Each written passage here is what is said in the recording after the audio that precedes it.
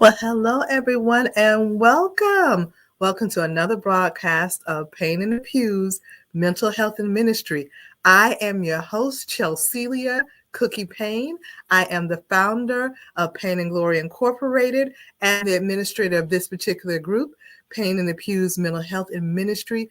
I am honored that you took the time to be with me yet again on this beautiful Monday night. I hope that you are having such a blessed holiday season, whether or not you celebrate Christmas, Hanukkah, uh, um, whether you celebrate, oh goodness, it's escaping me right now. Whatever you celebrate during this time of year, I hope that you are celebrating family, love, life. I hope that you are celebrating, if you are one that celebrates Christmas, but maybe you one celebrates the birth of Christ, but maybe not the holiday of Christmas. I hope that you're doing just that you are celebrating the birth of Christ and that you are enjoying your friends, loved ones, the fact that you are alive. Listen, I hope that you are embracing and enjoying that. Today, I'm wearing my I Slay Mental Health Stigma shirt that was provided to me by a good friend of mine who is the founder of Mental Health Is Ministry, Zanaya. And I'm so happy that she thought of me to have this wonderful shirt. So listen, tonight, this whole month, not just tonight, the month of December has been dedicated to our health, our healing, mind, body, and spirit. The entire month of December is dedicated to healing, mind, body, and spirit, right? And so tonight we're going to be talking about emotional healing. Now, I am not a psychiatrist. I'm not a mental health provider in any way. However, I thought that I found some interesting information that I have compiled here, and I'm just going to share with you. And I'm happy to be able to share it with you. So we're going to be talking about inner healing. We're going to be talking about us, our inner healing, right? And we're going to be talking about how to protect our emotional health. This is important. Our emotional health is important. Whether we think about it on a regular basis or if we give it any consideration at all, I'm sure we do. We think about it in the moment. But I encourage you as we share together in these next few minutes. This won't be a long broadcast, but I hope that it will be thorough. I hope that it will be helpful. I hope that it will be enlightening for you. Because listen, I want us to be healed, mind, body, and spirit. So tonight we're going to be talking about emotions and how sometimes those negative emotions they can affect us, and they have an effect on us, and how we have the ability to release those negative emotions before they affect our health. So I want to get started with you. I want to, if you want to take notes, feel free to take notes. If you want to play, of course, go ahead and share. Go ahead and share this live broadcast. Go ahead and tell others about it.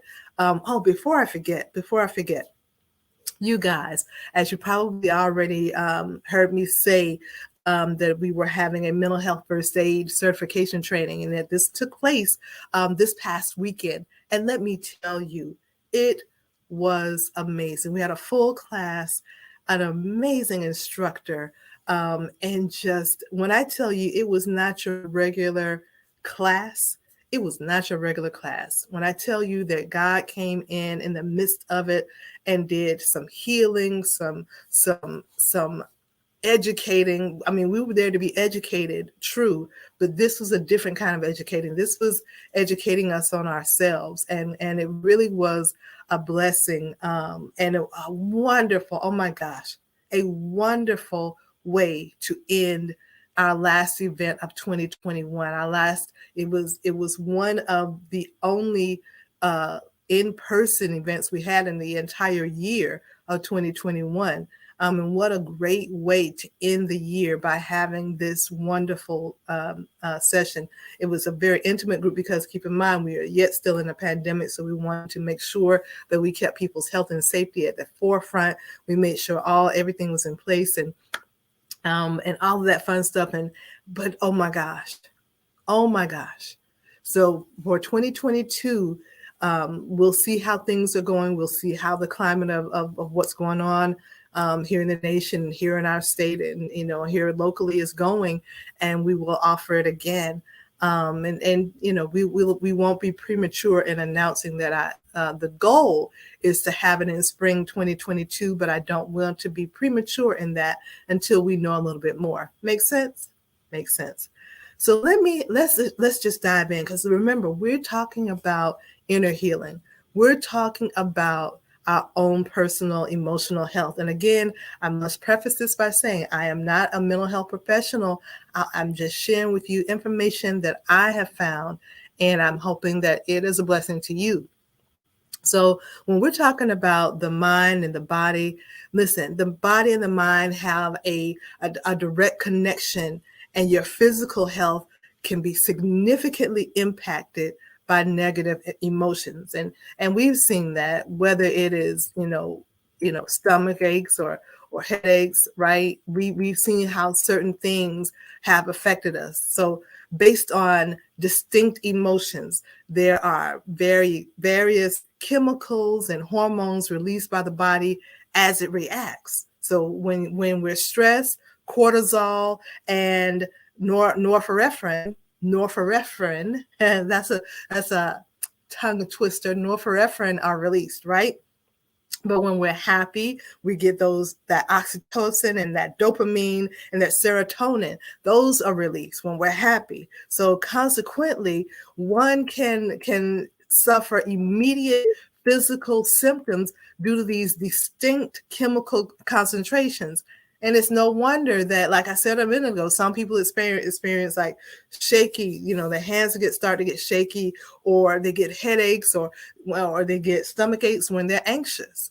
These are physical reactions to chemicals that have been released naturally in our bodies based upon what is happening.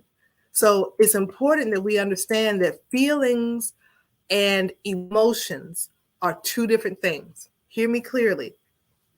Feelings and emotions are two different things.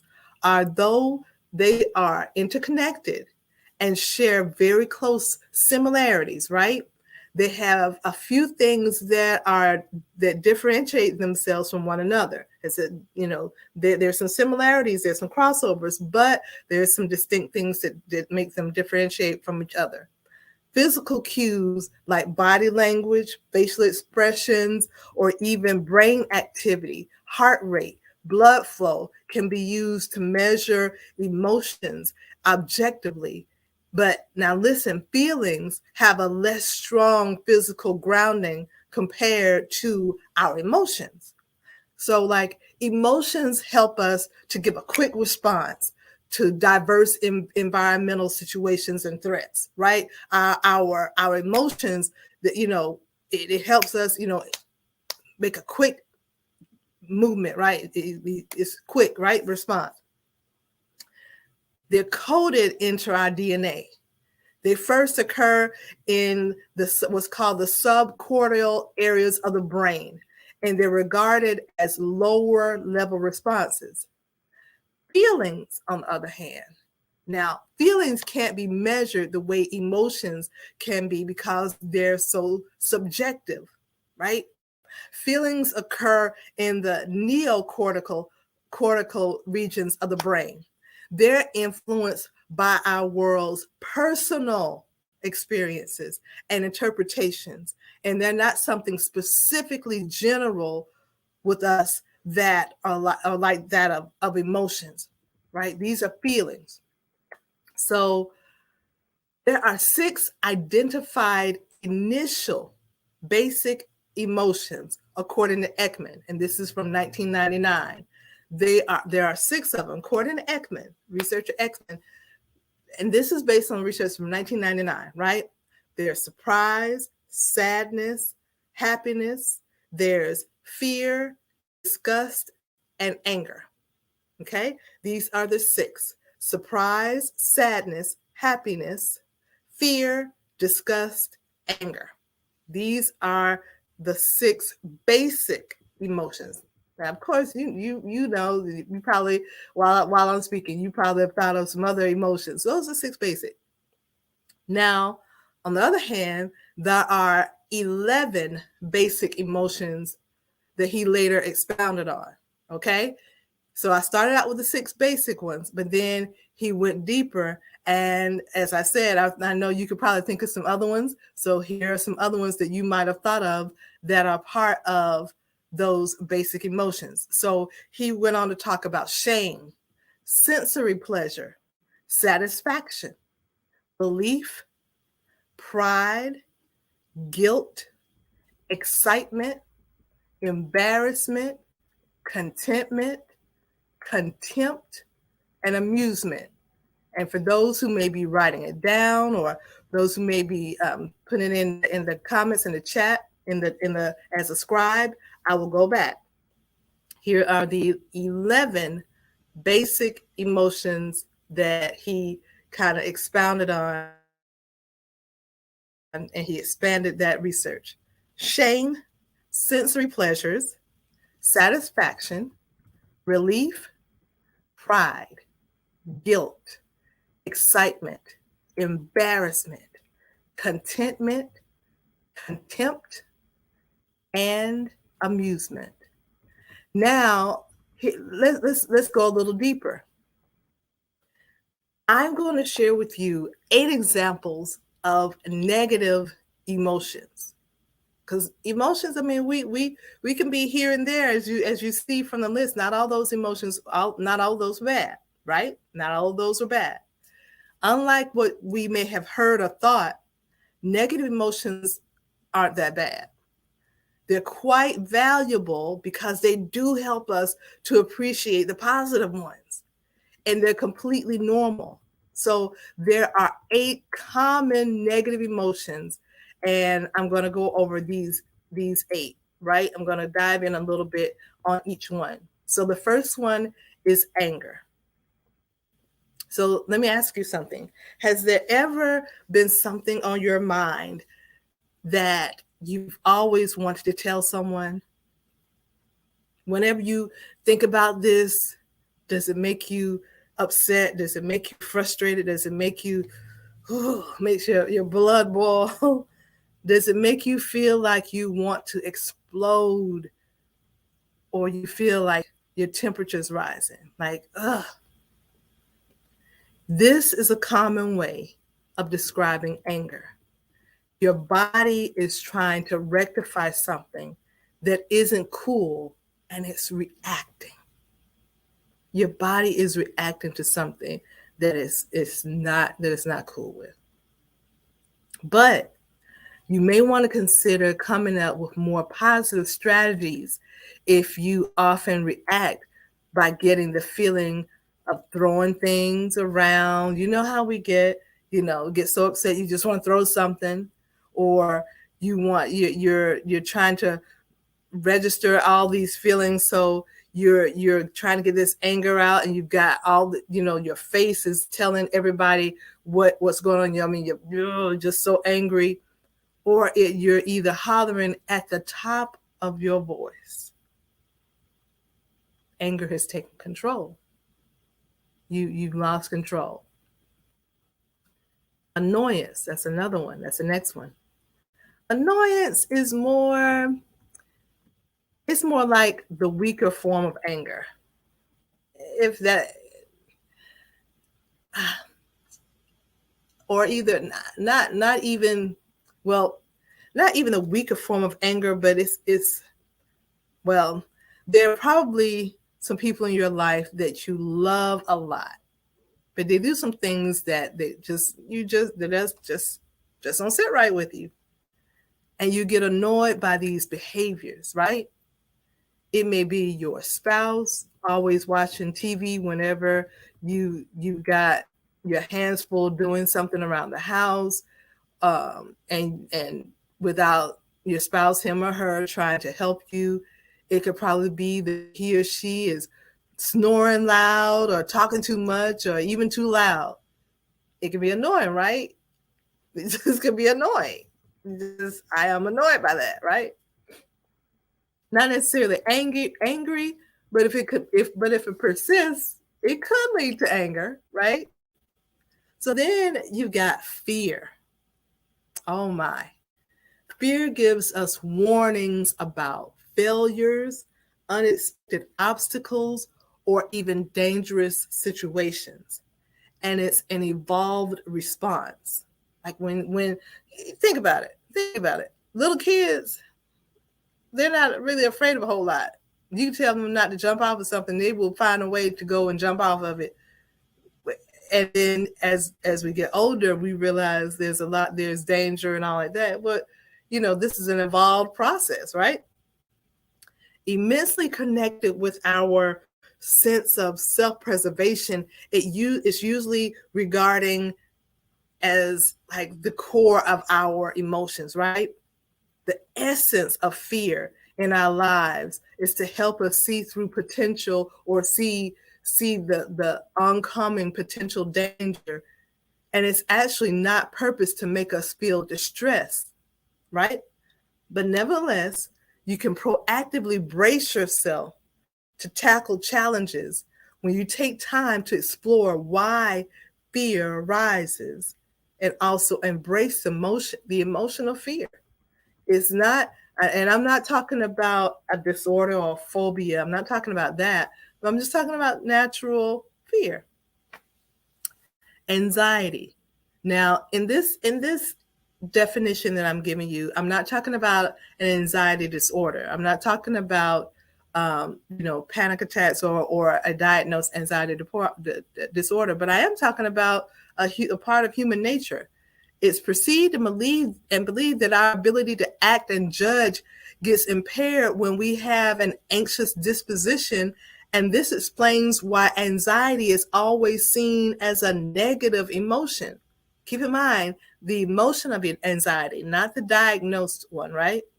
Seeking to alert us about possible dangers and threats. Anxiety is probably and pretty much like fear, right? And we know that. Sadness. Now, the behavior, that's the next one, sadness. It's the behavior of someone else around us, our low achievements or our dissatisfaction with ourselves or some of the things that can bring about sadness. And listen, I know it. Listen, if nothing else has taught us that, these last 2 years have taught us that, for many of us, we've seen a lifetime of it, right? Throughout our lives. Sadness. You'll probably feel sad if you didn't get that job that you've been hoping that you would, or the promotion you were hoping you would get. Excuse me. Or had a bad grade, or couldn't meet up with a deadline, or you lost a loved one, or maybe not to death, but maybe they moved away, right? And you're not able to be in contact with them, or even in the midst of this pandemic, not being able to connect with people the way that you used to, right? Could bring some sadness. The good side of sadness is that it can be a great catalyst to pursue change. Think about it now. Let's get the thought processes behind some of these shifted a little bit. It can encourage you to pursue change, and it can be an indication of our passion for something else, or for something greater, for something better, or for something new. It's not always a negative. Guilt. That's the next one. Guilt tends to encourage us to make changes in our life, and it's another strong catalyst on its own. It's often referred to as a moral emotion, right? Guilt connects with how our behavior impacts those around us and our wishes for things to have been different compared to how we handled them in the past. Guilt is a complex emotion It's a complex emotion because on one hand, we know that God has not given us that spirit of guilt.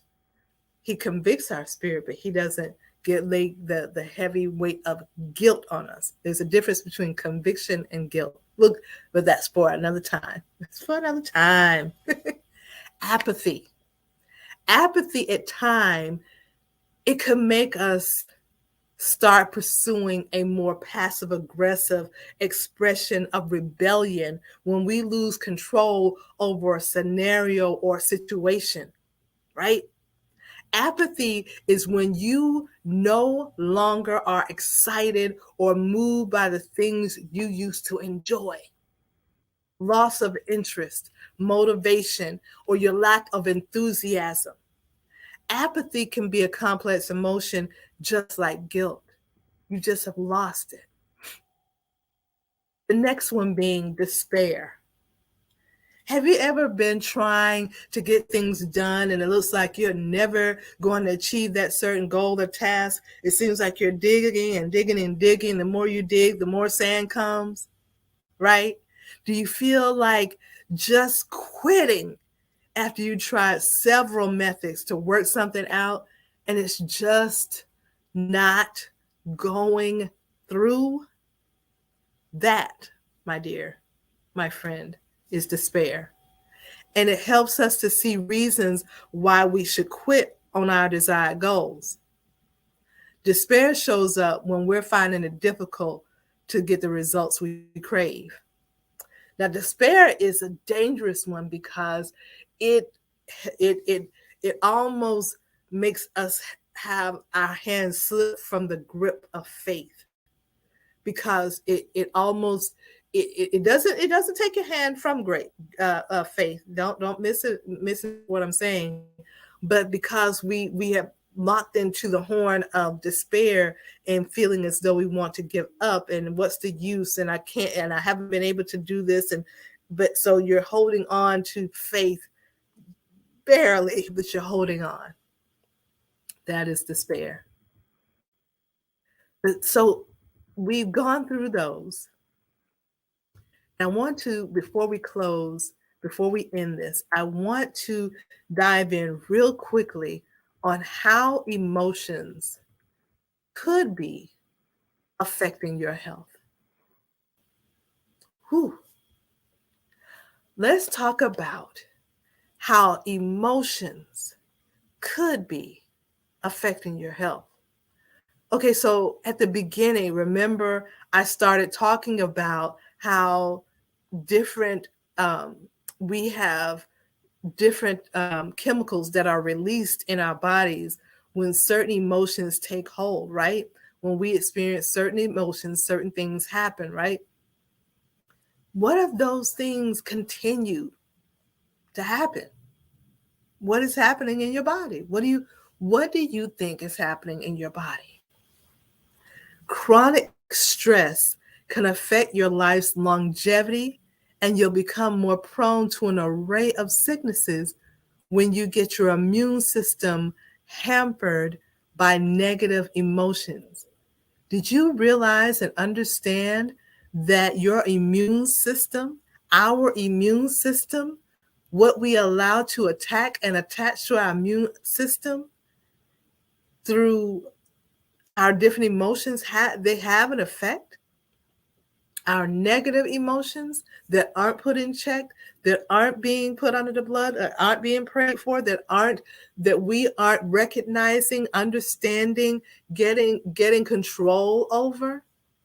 There are adverse effects of subduing your negative feelings, not emotions, your negative feelings. These effects are quite harmful, even though they can be silent. It becomes pertinent for you. It becomes important. It becomes relevant for you. It becomes of utmost importance for you, for you to learn to deal with and express your negative feelings correctly, because this is a great way, a wonderful way, a powerful way to keep your body in the healthiest state possible. That's the goal, right? That's the goal. That's the goal. Additionally, giving your negative emotions too much freedom to reign has a downside, because you have the tendency to go into a spiral that you of just an emotional frenzy when you dwell on negative emotions and the causative situations. It's like a driver for clinical depression. That's deep. It increases your brain's stress response circuit, and it can affect your mental and physical well-being, because it may end up making you feel worse about whatever the situation is, if we don't get a handle of it. Now, mind you, I'm not talking about clinically or diagnosed depression at this point. Not talking about that. But what I am talking about is making sure before it gets to that point, rein those feelings in. Now that I have said that, let's switch over and let's talk a little bit about this. Physical health consequences like depression, like clinical anxiety, like cardiovascular disease, like high blood pressure, like insomnia, and other harmful coping behaviors like alcohol consumption, smoking, and overeating have been linked to what's called rumination, right? At times, some people strongly believe that they're actively solving problems without realizing they're stuck in this cycle, this ruminating rut. Rumination can be a difficult loophole to get out of. And let me just kind of go give you a little bit of uh, let me kind of back up, because I know I threw a word in there, rumination. Let me go back and kind of see if I can bring some kind of understanding. It's when these harmful and these negative thoughts that we allow to spiral and we allow to take control and subdue us. This is what is when we give the freedom and the liberty to our negative emotions, it becomes a spiral, and this spiral becomes rumination.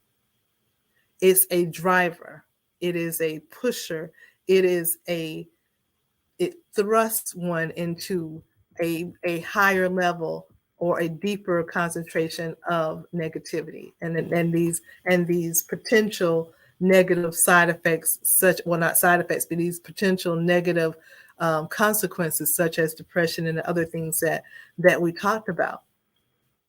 So, how do you identify these negative emotions right now? Because, like I said, earlier, some of us, we've been dealing with it so long, it's just a part of us. But we often tend to ignore our deeper feelings to suppress our emotional side. Taking to social vices like drinking alcohol, overeating, adopting worrisome habits, being, you're letting your negative attitude, letting your harmful way that you treat other people. These are ways that people compensate for not addressing or trying to suppress that emotional side. But nevertheless, for us to gain our balance, we must identify and accept our negative emotions. And what I'm about to share, these 3 tips can go a long way in helping us to achieve that. So number 1, and then we're closing.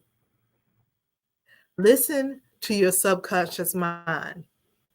When I was younger, my grandmother used to say, I think it was my grandmother. I know the older people used to say, I should have went my first mind. I should have, And basically I should have listened to that inner voice. I should have went with my first thought, that inner thought, that the right thought, right? Now is the time to start listening to yourself.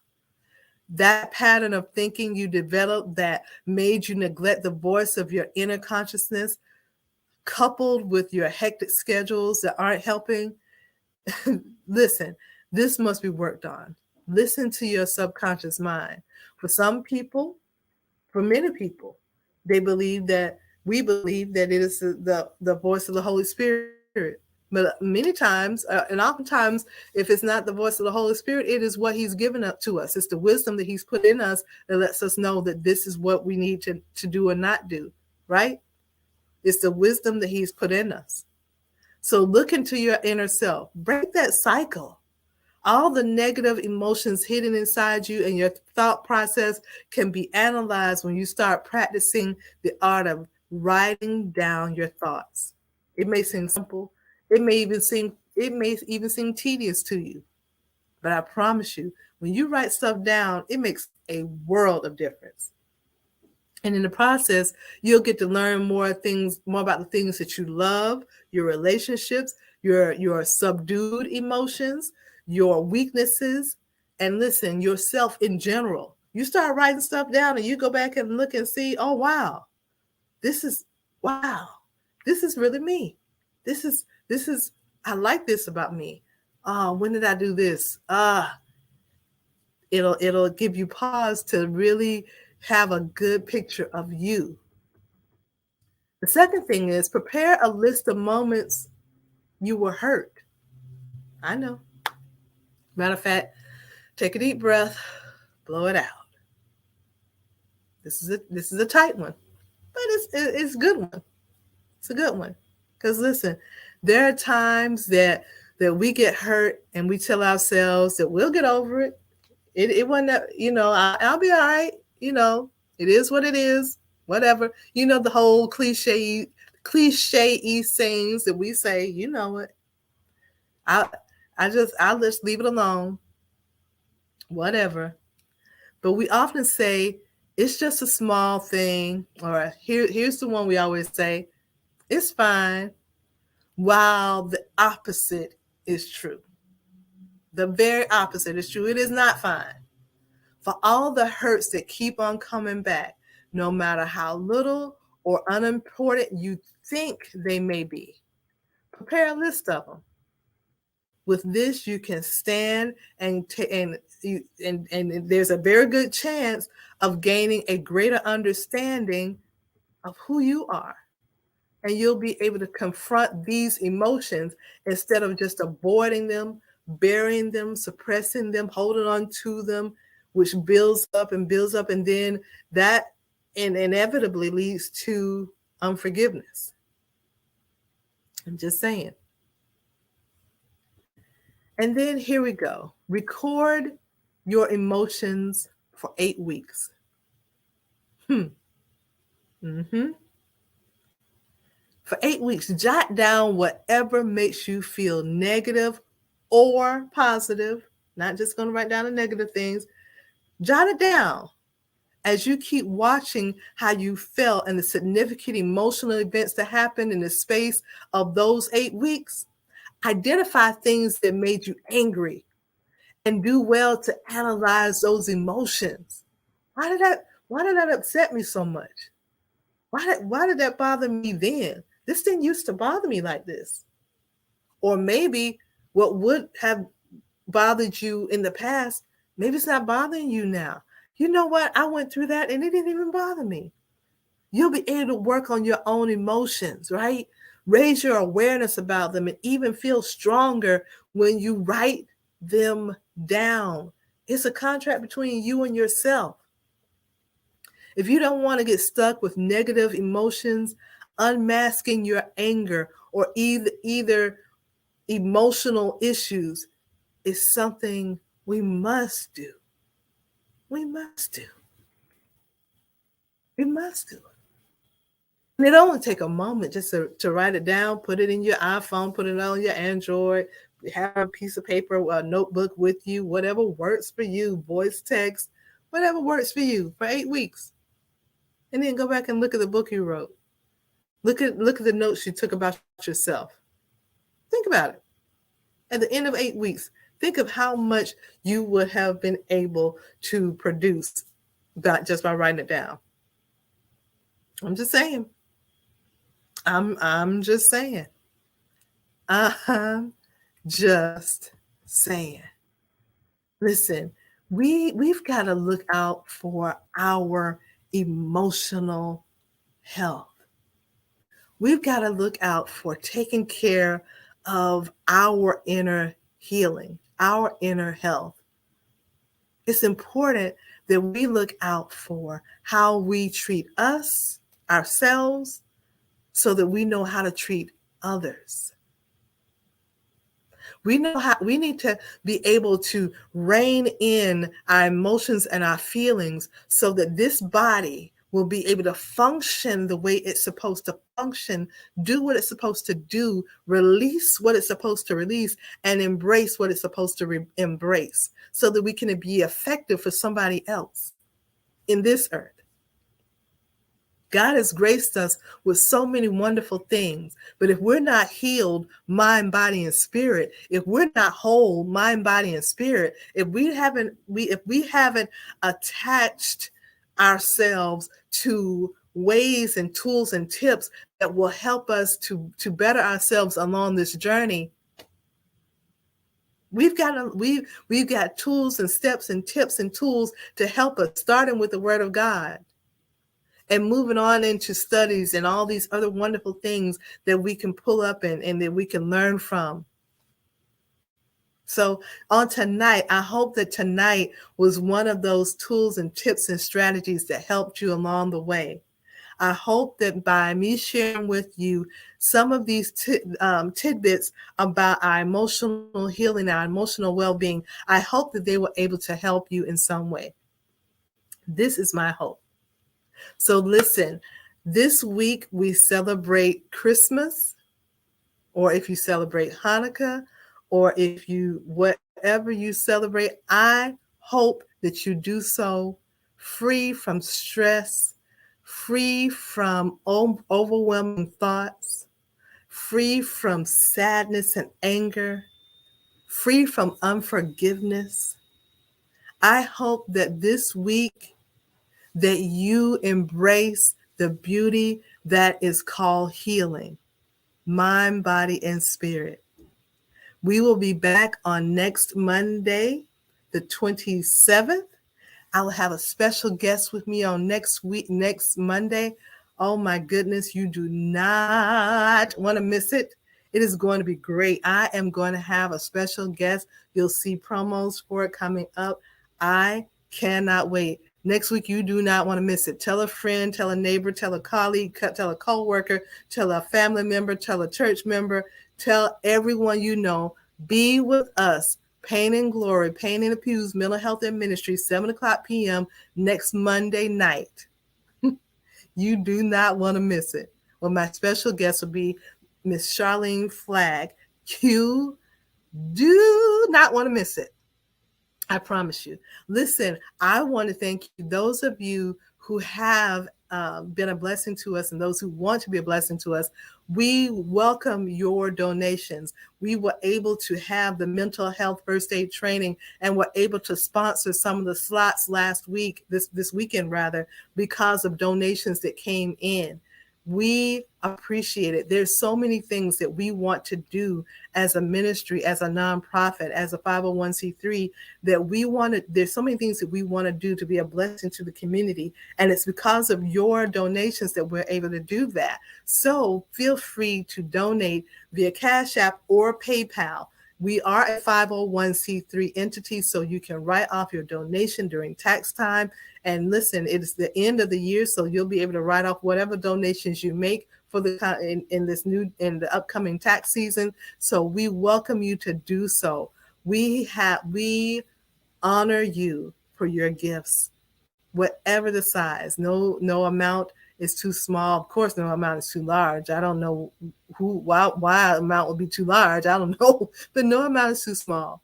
We appreciate them.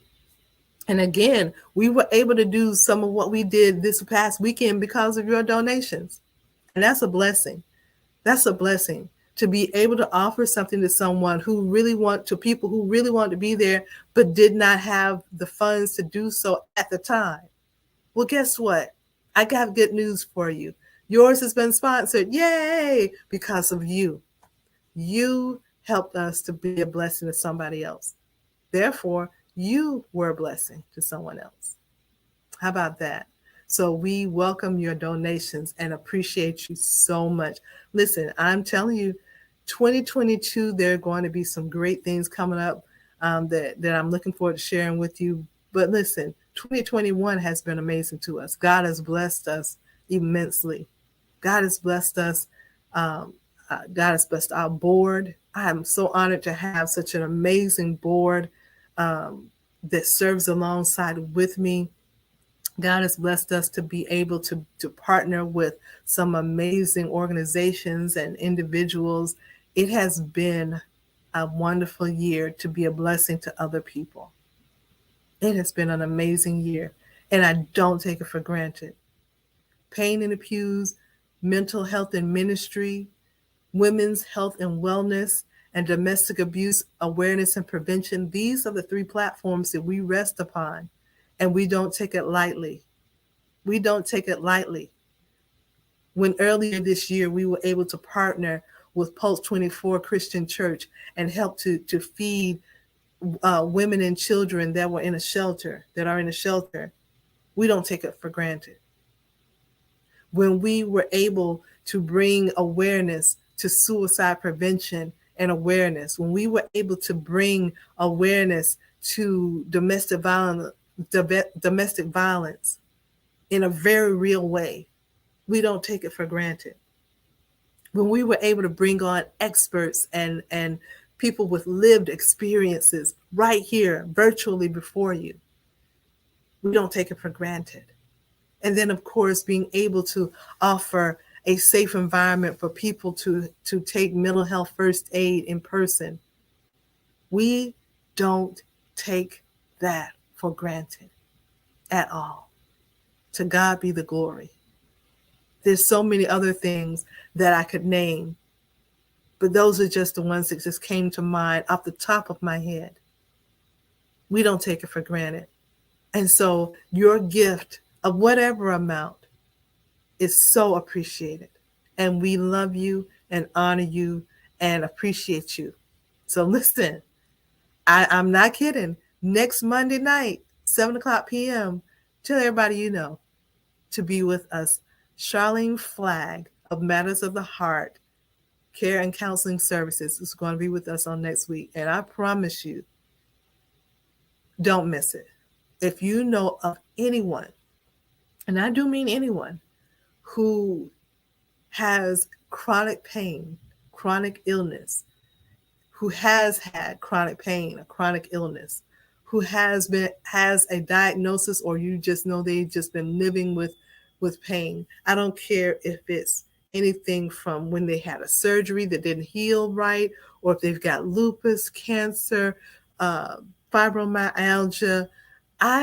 Whatever the chronic illness is, tell them and you, tune in next Monday night, the 27th, 7:00 p.m.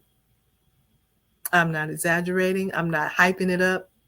If you miss it, especially when it's live, of course the replay is available, but you're probably going to want to be online because there may be some things you're going to probably want to ask her.